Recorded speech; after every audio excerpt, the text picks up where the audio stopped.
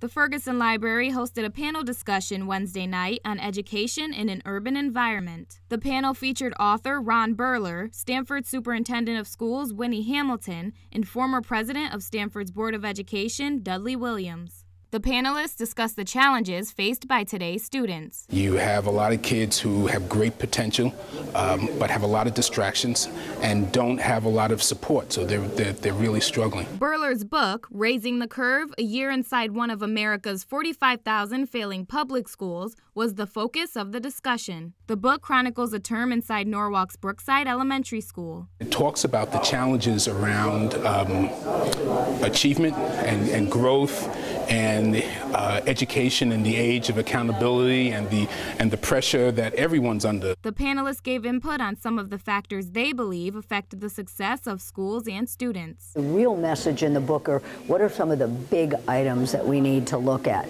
And I think one of them is how devastating a budget can be to good work in a school. Once you get to a remedial fifth grader, that's a long hill to climb to get that kid back to grade level. If you want to get kids back, you have to do it early. And so instead of sinking our money into the high schools so much, we should be top-loading our money into early education. The more we can address all of this at the elementary level, we'll have less intervention and less discipline problems and less failures in our middle and high schools. The downfalls of test taking was a significant topic of discussion. We begin to lose confidence in ourselves and we stress the test instead of learning. And it's also a terrible loss of creativity. When you're teaching to the test, basically the teacher is saying, do it this way, answer it exactly like this, and you will be right.